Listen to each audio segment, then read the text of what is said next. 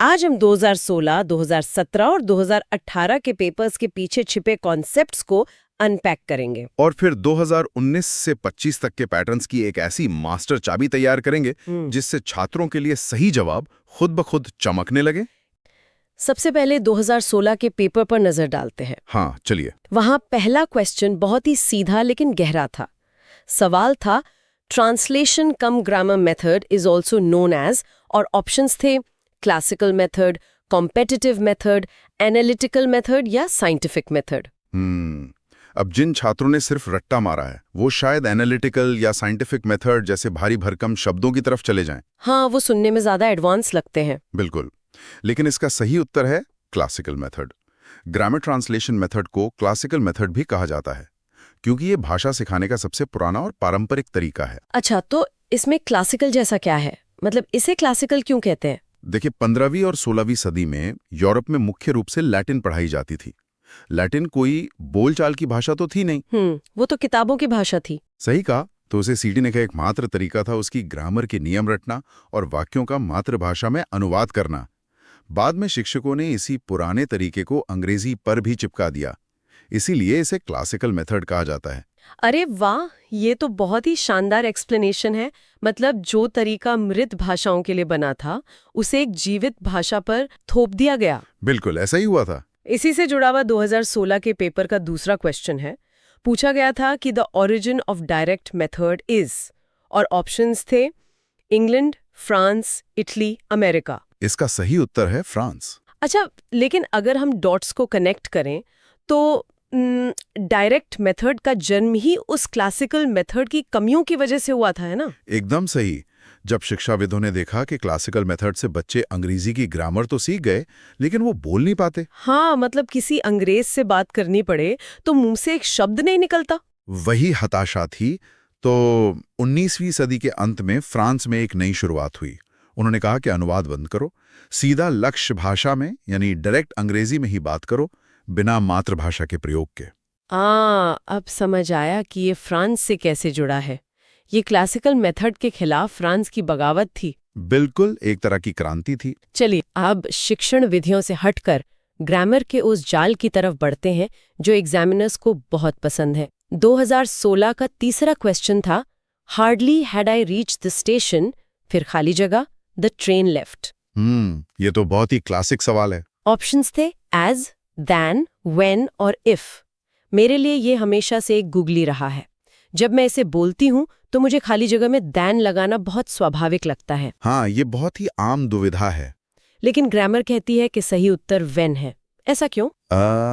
Then लगाना इसलिए स्वाभाविक लगता है क्योंकि हमारे दिमाग में नो सूनर देन वाला नियम घूम रहा होता है। ओह हाँ, नो सूनर के साथ देन आता है। बिल्कुल, लेकिन जब हम हार्डली या स्केर्सली जैसे शब्दों का इस्तेमाल करते हैं तो उनका अर्थ होता है मुश्किल से। तो वाक्य बनता है मैं मुश्किल से स्टेशन पहुंचा ही था जब ट्रेन चल दी। अच्छा, तो जब के लिए व्हेन आएगा। सही कहा। ये एक सॉलिड एग्जाम ट्रिक है। गणित के फॉर्मूले की तरह याद कर लीजिए। वाक्य में हार्डली दिखे तो तुरंत व्हेन पर टिक लगा दीजिए। क्या बात है, ये तो एकदम दिमाग में छप जाने वाली ट्रिक है। अगला क्वेश्चन पार्ट्स ऑफ स्पीच का था। Question 4, frame the verb from the word possession. ये छात्रों को फंसाने वाला सवाल है। ऑप्शंस थे पोजेसिव, पोजेसिवनेस, पोजेसिवली और पोजेस। एग्जाम की टेंशन में अक्सर पोजेसिव बहुत आकर्षक लगता है। जी, ये बहुत ही चालाकी से बुना गया जाल है। पोजेशन एक नाउन है और जब हम पोजेसिव कहते हैं तो हम किसी की विशेषता बता रहे होते हैं जो कि एडजेक्टिव है। हाँ, जैसे वो बहुत पोजेसिव है। बिल्कुल, लेकिन हमें वर्ब चाहिए। पोजेस मूल क्रिया है जिसका अर्थ है अधिकार में होना। तो सही उत्तर पोजेस है। तो मतलब शब्दों के फंक्शन को समझना जरूरी है। एकदम जरूरी है। 2016 का आखिरी यानी 5वां क्वेश्चन भी एक ऐसा ही जाल था। वाक्य था one must do dash duty. Options थे वंस, हिज, हर, आर। हाँ, हिंदी भाषी क्षेत्रों में हम अक्सर अनुवाद करते समय दिमाग में सोचते हैं इंसान को अपना कर्तव्य करना चाहिए। हाँ, और अपना के लिए हम सीधे हिज लगा देते हैं, जो कि ग्रामर के हिसाब से एक बड़ी भूल है। इसका सही उत्तर वंस है, ONE''S। अच्छा, ऐसा क्यों? क्योंकि वन एक इंडेफिनिट प्रोनाउन है, ये जेंडर न्यूट्रल होता है। नियम बहुत सख्त है। अगर वाक्य का सब्जेक्ट वन है तो उसके साथ हमेशा पोजेसिव प्रोनाउन वंस ही आता है, हिज या हर नहीं। ये तो बहुत ही सख्त नियम है। खैर, अब हम 2017 के पेपर की ओर बढ़ते हैं। जी यहाँ नियम और इतिहास से थोड़ा आगे बढ़कर पेडागोजी पर ज्यादा फोकस दिखता है। जी 17 का पेपर भाषा कौशल पर ज्यादा जोर देता है। हाँ, तो 2017 का पहला क्वेश्चन था, the substitution table method was adopted by. Options थे doctor West, H E. Palmer, professor C.J. Dodson या O. जेस्पर्सन। इसका सही उत्तर H.E. पामा है। मुझे ये सब्स्टिट्यूशन टेबल हमेशा बचपन में खेलने वाले लेगो सेट जैसा लगता है। क्या आप इसे थोड़ा समझा सकते हैं? लेगो सेट वाली उपमा बिल्कुल सटीक है। H.E. पामर ने वाक्यों का पैटर्न को आसानी से सिखाने के लिए ये टेबल बनाया है। उन्होंने एक फिक्स्ड ढांचा दे दिया, जैसे लेगो की बेस प्लेट। अच्छा, जैसे आई एम ईटिंग अ और फिर खाली जगह। बिल्कुल। अब उस खाली जगह में छात्र एप्पल, बनाना या मैंगो जैसे शब्द सब्स्टिट्यूट कर सकते हैं। इससे बच्चा बिना नियम रटे सही वाक्य बनाना सीख जाता है। ये तो सच में बहुत ही रचनात्मक तरीका है। दूसरा क्वेश्चन भी मनोवैज्ञानिक पकड़ वाला था। क्वेश्चन था, language learning starts from. Options reading, speaking, listening, writing. इसका सही उत्तर है लिसनिंग, यानी सुनना। लेकिन स्कूलों में तो सबसे पहले बच्चों को लिखना सिखाया जाता है ना? यही हमारी शिक्षा प्रणाली का सबसे बड़ा विरोधाभास है। एक बच्चा पैदा होने के बाद सबसे पहले सिर्फ सुनता है। यह एक स्वाभाविक LSRW का क्रम है, लिसनिंग, स्पीकिंग, रीडिंग और अंत में राइटिंग। मतलब बच्चा पहले सुनेगा फिर बोलेगा। और ये क्वेश्चन तो 2021 और 23 में भी पूछा गया था। जी हाँ, ये बहुत ही महत्वपूर्ण कॉन्सेप्ट है। इसी पेपर का तीसरा क्वेश्चन फोनेटिक्स पर था। Question, phonetics is the science of. Options reading, writing, sounds, pronunciation. इसका सही उत्तर है साउंड्स। लेकिन एक डाउट है, एक विकल्प प्रोनाउंसिएशन भी तो था। साउंड्स और प्रोनाउंसिएशन में क्या अंतर है? प्रोनाउंसिएशन एक सांस्कृतिक चीज है कि किसी शब्द को कैसे बोला जाएगा, लेकिन फोनेटिक्स शुद्ध भौतिक विज्ञान है। अच्छा, फिजिक्स की तरह। हाँ, ये अध्ययन करता है कि इंसान आवाजें कैसे निकालता है, फेफड़ों से हवा कैसे आती है, जीभ कहाँ छूती है। इसीलिए फोनेटिक्स साउंड्स का विज्ञान है। अरे वाह, फोनेटिक्स भाषा की फिजिक्स है और प्रोनाउंसिएशन उसका कल्चर। बहुत बढ़िया। चौथा क्वेश्चन ग्रामर का था, adjective of success is. Options क्या थे? Successful, succeed, successfully, succeeding. सही उत्तर सक्सेसफुल है। सक्सेस नाउन है और सक्सेसफुल उसकी विशेषता बताने वाला एडजेक्टिव है। बहुत ही सीधा सवाल था। जी। और पांचवा क्वेश्चन एक कहावत को पूरा करने का था, dash knowledge is a dangerous thing. Options little, a little, the little, less. इसका सही उत्तर अ लिटिल है। A little knowledge is a dangerous thing. लेकिन सिर्फ लिटिल क्यों नहीं आ सकता? क्योंकि ग्रामर में लिटिल का मतलब होता है ना के बराबर। जिसे कुछ पता ही नहीं वो खतरनाक कैसे होगा? हाँ, वो तो कुछ करेगा ही नहीं। सही कहा।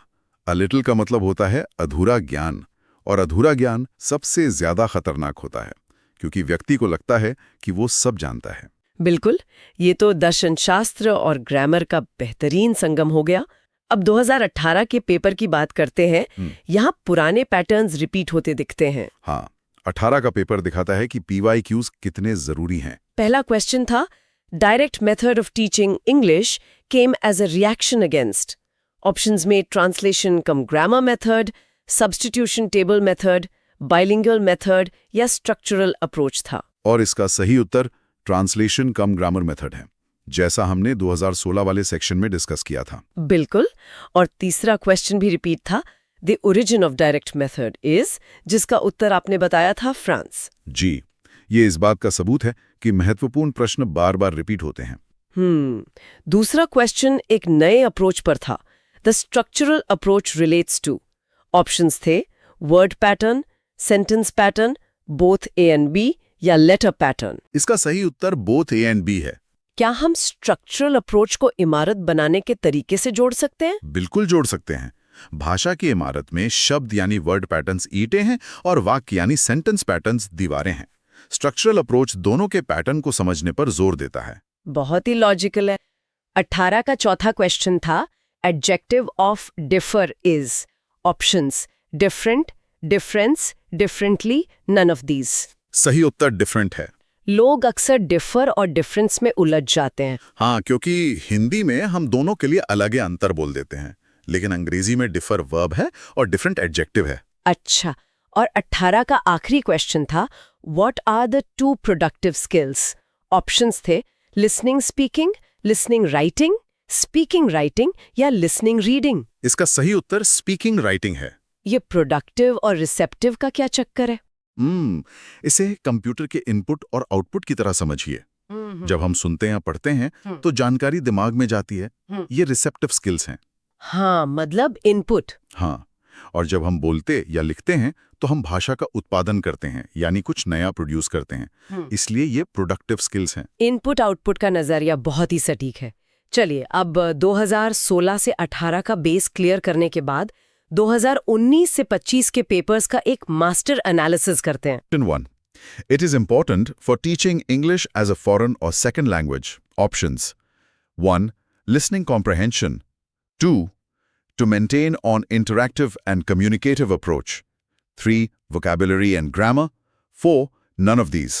सोचिए। Correct answer is 2, to maintain on interactive and communicative approach. देखिए, इंग्लिश को दूसरी भाषा के रूप में सिखाने के लिए ना बातचीत यानी इंटरैक्शन और कम्युनिकेशन का तरीका सबसे ज्यादा असरदार होता है। बिल्कुल।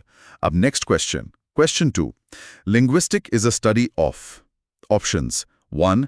Animal language. 2. Human language. 3. Bad language. 4. None of these. सोचिए। Correct answer is 2. Human language. अच्छा। हाँ, क्योंकि लिंग्विस्टिक का मतलब ही भाषा विज्ञान है, जहां हम इंसानी भाषा की बनावट और उसके स्ट्रक्चर को गहराई से समझते हैं। समझ गई। अब next question, question 3. Which is a receptive skill? Options 1 listening, 2 speaking, 3 writing, 4 none of the above. सोचिए। Correct answer is 1 listening. Receptive मतलब? रिसेप्टिव स्किल मतलब वो तरीका जिससे हम जानकारी ग्रहण करते हैं। तो सुनकर यानी लिसनिंग के जरिए हम इंफॉर्मेशन रिसीव करते हैं। एकदम लॉजिकल है। अब next question, question 4. Adverb of coward is? Options 1 coward, 2 cowardly, 3 cowardice, 4 none of the above. सोचिए। Correct answer is 2 cowardly. Cowardly एक एडवर्ब है जो ये बताता है कि कोई काम किस तरह यानी डरपोक तरीके से किया गया है। राइट। अब next question, question 5. Antonym of boon is? Options 1 sharp, 2 curse, 3 civil, 4 none of these. सोचिए।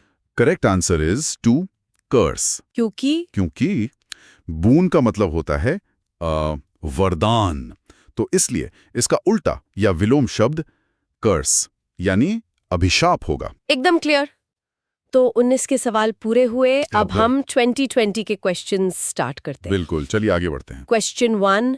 Structural approach relates to? Options 1 word pattern, 2 sentence pattern, 3 both 1 and 2, 4 letter pattern. सोचिए। Correct answer is 3 both 1 and 2।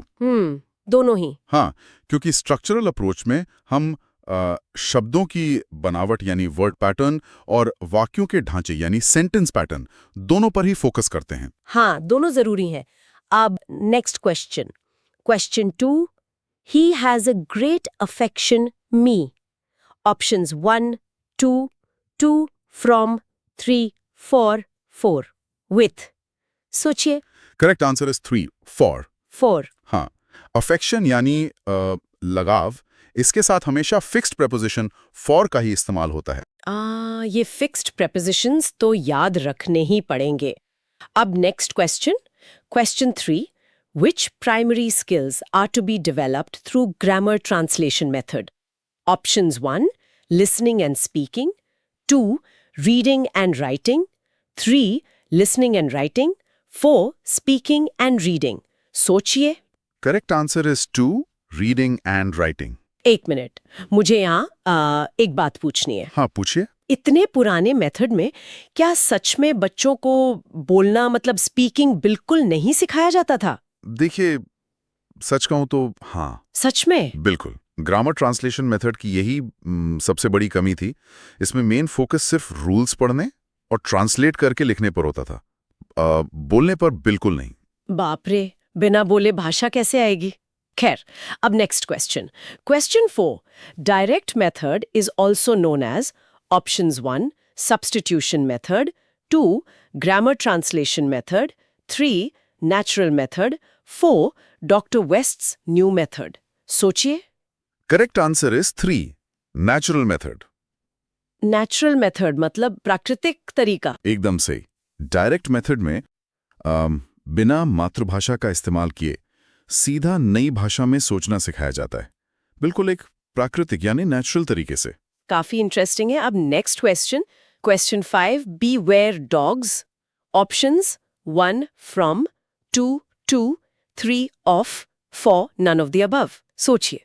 Correct answer is 3 of. Of. जी, beware यानी सावधान रहने के बाद हमेशा of preposition आता है। तो हिंदी का से सोचकर फ्रॉम नहीं लगाना है। बिल्कुल नहीं। चलिए, अब साल बदल रहा है। अब हम 2021 के क्वेश्चन स्टार्ट करते हैं। चलिए आखिरी 5 सवालों की तरफ। Question 1. Communicative approach is emphasizes on options 1 reading, 2 writing, 3 repetition, 4 interaction. सोचिए। Correct answer is 4 interaction. ये कॉन्सेप्ट कुछ जाना पहचाना लग रहा है ना। देखिए स्टूडेंट्स, याद कीजिए कैसे 2019 के पहले सवाल का कॉन्सेप्ट यहाँ 2021 में रिपीट हुआ है। ओह हाँ, बिल्कुल। इसीलिए तो PYQs बहुत महत्वपूर्ण हैं, क्योंकि एग्जामिनर बार बार सवाल घुमाकर पूछता है।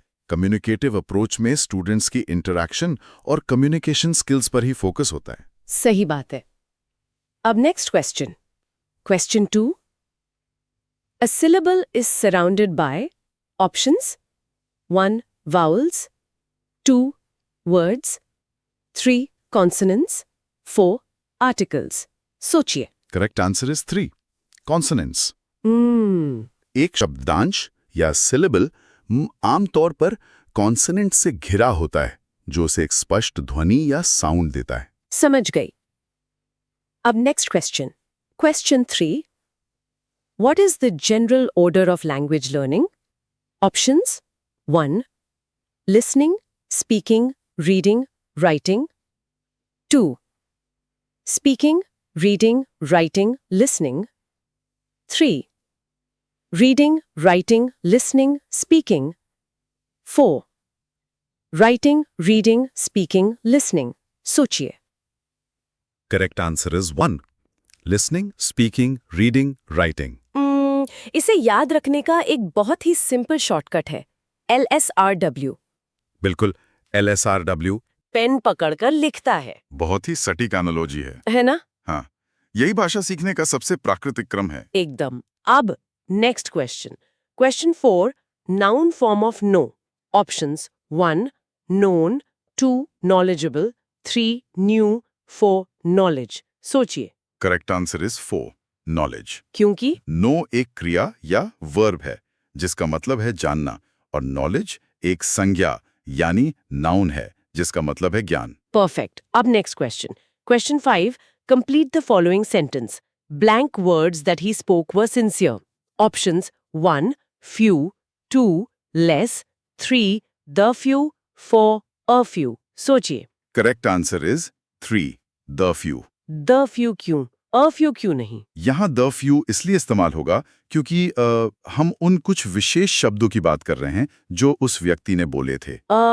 मतलब किसी खास या स्पेसिफिक शब्दों की बात हो रही है? बिल्कुल, जब बात स्पेसिफिक होती है तो हम द का इस्तेमाल करते हैं। मैंने देखा कि ये जो 2022 का पेपर है ना, ये ग्रामर और बेसिक कॉन्सेप्ट्स की बहुत अच्छी फाउंडेशन टेस्ट करता है। हाँ, 2022 के सवाल काफी सीधे और कॉन्सेप्चुअल थे। राइट। तो पहला क्वेश्चन मैं पढ़ता हूँ। Motivation is a process of dash.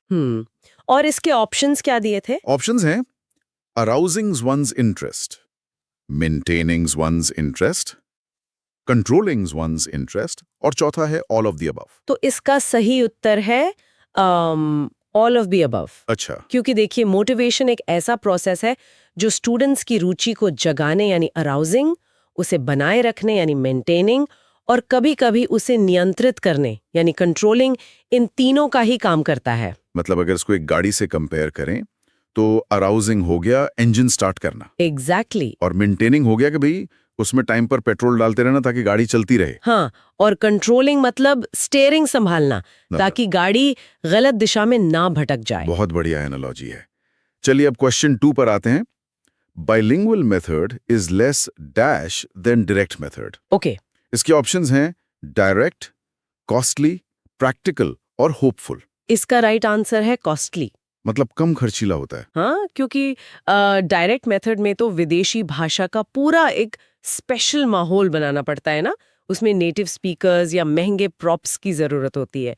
जबकि बाइलिंगुअल मेथड में मातृभाषा की मदद ली जाती है, तो वो कम खर्चीला या लेस कॉस्टली पड़ता है। सही बात है। चलिए तीसरा क्वेश्चन देखते हैं। The cat fell down dash the well. ये काफी क्लासिक ग्रामर क्वेश्चन है, प्रपोजिशन का। हाँ, ऑप्शंस हैं इन, फ्रॉम, इनटू और ऑफ। तो यहाँ सही जवाब इनटू होगा। एक बहुत ही बढ़िया एग्जाम ट्रिक है इसके लिए। क्या ट्रिक है? जब भी कोई चीज गति यानी मोशन के साथ बाहर से अंदर जाती है, जैसे बिल्ली का कुएं में गिरना, तो हमेशा इनटू लगता है, सिर्फ इन नहीं। मतलब बिल्ली बाहर थी और मोशन के साथ कुएं में गिरी, हाँ तो इन नहीं इनटू। हाँ, बस यही फंडा याद रखना है। मोशन है तो इनटू। Got it. अब चौथा question. Neither you dash your brother came. Conjunctions. Options हैं बट, और, विद और नॉर। इसका तो बहुत ही सीधा सा रूल है, सही उत्तर है नॉर।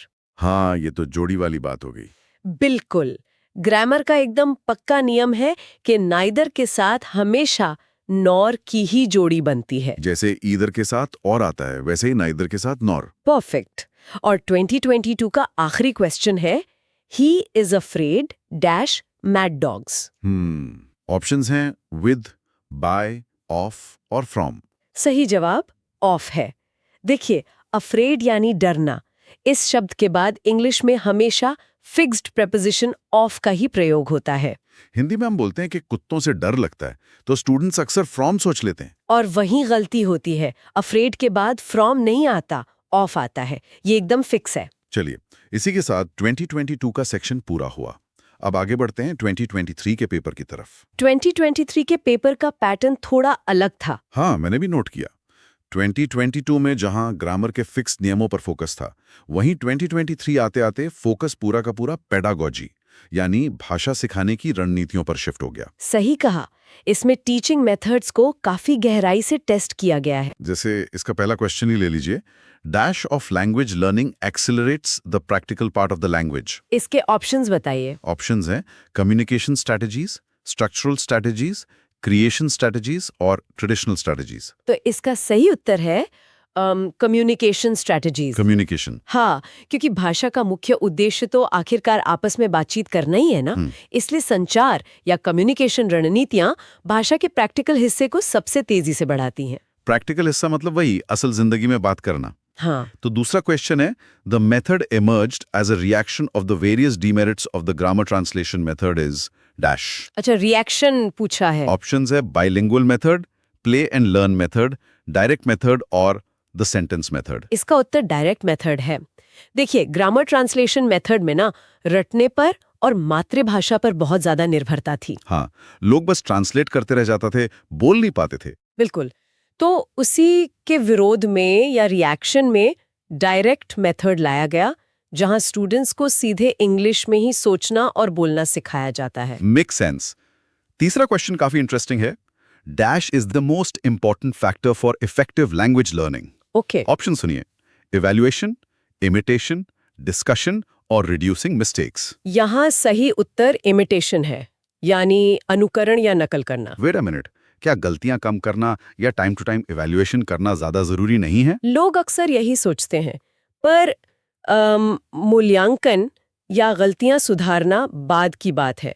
भाषा सीखने की जो सबसे पहली सीढ़ी होती है, वो दूसरों को सुनकर उनकी नकल करना ही होती है। जैसे एक छोटा बच्चा अपनी मातृभाषा सीखता है। एकदम सही। वो ग्रामर या इवैल्यूएशन की फिक्र नहीं करता, वो बस माता पिता को इमिटेट करता है। इसलिए इमिटेशन सबसे इंपॉर्टेंट फैक्टर है। समझ गया। चलिए चौथे क्वेश्चन पर चलते हैं। What is the general order of language learning? ये तो हर स्टूडेंट को पता होना चाहिए। ऑप्शंस हैं, पहला लिसनिंग, स्पीकिंग, रीडिंग, राइटिंग। दूसरा स्पीकिंग, रीडिंग, लिसनिंग, राइटिंग। तीसरा, रीडिंग, राइटिंग, लिसनिंग, स्पीकिंग। या चौथा, राइटिंग, रीडिंग, स्पीकिंग, लिसनिंग। इसका सही जवाब ऑप्शन 1 है, लिसनिंग, उसके बाद स्पीकिंग, फिर रीडिंग और लास्ट में राइटिंग। इसके लिए तो एक बहुत ही बढ़िया शॉर्टकट भी है ना। हाँ, बस LSRW याद रखें। L से लिसनिंग यानी सुनना, S से स्पीकिंग यानी बोलना, फिर R से रीडिंग यानी पढ़ना और W से राइटिंग यानी लिखना। ऑसम। 2023 का 5वां क्वेश्चन एक वोकैब का सवाल है। Antonym of boon is. Boon का विलोम शब्द। ऑप्शंस हैं शार्प, कर्स, सिविल और नन ऑफ दीज। सही जवाब कर्स है। बून का मतलब होता है कोई वरदान या आशीर्वाद। तो उसका उल्टा हुआ अभिशाप यानी कर्स। एग्जैक्टली। ये काफी डायरेक्ट क्वेश्चन था। तो अब हम आगे हैं सबसे लेटेस्ट पैटर्न पर, यानी 2025 के पेपर पर। यहां मुझे 2022 की ग्रामर और 2023 की पेडागोजी दोनों का एक बहुत ही बेहतरीन मिक्स देखने को मिला। हाँ, 2025 का पेपर काफी बैलेंस्ड है। पहला क्वेश्चन देखते हैं हम। Grammar cum translation method is also known as dash. Options हैं classical method, comparative method, analytical method और साइंटिफिक मेथड। इसका सही जवाब क्लासिकल मेथड है। क्लासिकल क्यों? क्योंकि ये फॉरेन लैंग्वेज सिखाने की सबसे पुरानी और पारंपरिक विधि है, सालों पहले से चलती आ रही है, इसलिए इसे क्लासिकल या शास्त्रीय विधि भी कहा जाता है। पुरानी है इसलिए क्लासिकल है। Nice. Question number 2, which of the following is the demerit of communicative approach dash. अच्छा, इस बार कम्युनिकेटिव अप्रोच की खामी पूछी है। हाँ, ऑप्शंस हैं students get new ideas from their fellows, this approach neglects reading and writing, students always remain active in class, or students develop the art of speaking. इसका सही उत्तर ऑप्शन 2 है, this approach neglects reading and writing. क्योंकि communicative approach सिर्फ बात करने पे जोर देता है ना। सही पकड़ा। वो मौखिक बातचीत पर इतना फोकस करते हैं कि LSRW के जो आखिरी 2 हिस्से हैं, यानी पढ़ना और लिखना, हाँ, उनकी प्रैक्टिस पीछे छूट जाती है, यानी निग्लेक्ट हो जाती है। ओके। तीसरा question, identify the adverb in the given sentence. This is a hospital, please speak quietly. Adverb यानी क्रिया विशेषण पहचानना है। ऑप्शंस हैं हॉस्पिटल, स्पीक, प्लीज और क्वाइटली। यहाँ सही उत्तर क्वाइटली होगा। मतलब कैसे बोलना है, शांति से या क्वाइटली? बिल्कुल, जो शब्द काम के होने का तरीका बताए वो एडवर्ब होता है। और स्टूडेंट्स के लिए एक छोटी सी ट्रिक भी है कि अक्सर ली पर खत्म होने वाले शब्द एडवर्ब ही होते हैं, जैसे क्वाइटली। ये ली वाली ट्रिक तो एग्जाम में पक्का काम आएगी। चौथा क्वेश्चन देखते हैं। Choose the correct tense in the sentence dash it was getting darker. Options क्या है? ऑप्शंस हैं present continuous tense, past perfect tense, past continuous tense और सिंपल पास्ट टेंस। इसका सही उत्तर पास्ट कंटिन्यूअस टेंस है। वो वॉज और गेटिंग की वजह से। हाँ, देखिए वाक्य में वॉज लगा है जो बताता है कि बात पास्ट की है, और वर्ब में जो ING लगा है यानी गेटिंग, वो दिखाता है कि काम उस वक्त लगातार चल रहा था, यानी कंटिन्यूअस था। तो पास्ट और कंटिन्यूअस मिलकर बन गया पास्ट कंटिन्यूअस टेंस। बहुत बढ़िया। अब चलते हैं आज के आखिरी क्वेश्चन पर। Beware dash dogs. अरे, ये तो बिल्कुल इस 2022 वाले अफ्रेड वाले क्वेश्चन जैसा है। हाँ, मुझे भी वही लगा। ऑप्शंस हैं फ्रॉम, ऑफ, टू और बिटवीन। तो यहाँ भी सही जवाब ऑफ ही होगा। बिवेयर ऑफ डॉग्स जैसे अफ्रेड ऑफ था। एग्जैक्टली। बिवेयर यानी सावधान रहने के साथ भी हमेशा फिक्स्ड प्रेपोजिशन ऑफ का ही प्रयोग होता है। अरे वाह। तो इस पूरे डीप डाइव से एक बात तो साफ हो गई कि कुछ पैटर्न एग्जाम में बार बार रिपीट होते हैं। हाँ, जैसे कि प्रेपोजिशंस में ऑफ का इस्तेमाल और वो टीचिंग मेथड्स वाले सवाल। स्टूडेंट्स के लिए सबसे बड़ा टेक अवे यही है कि LSRW और नीदर नॉर जैसी ट्रिक्स को अगर वो पकड़ लें तो एग्जाम में बहुत सारा टाइम बच सकता है। सभी स्टूडेंट्स को उनके DLED एग्जाम्स के लिए बहुत बहुत शुभकामनाएं। मेरी तरफ से भी ऑल द बेस्ट, और आगे भी इसी तरह कॉन्सेप्ट्स को समझते हुए सीखते रहिए। अगले सेशन में फिर मुलाकात होगी। तब तक के लिए कीप लर्निंग।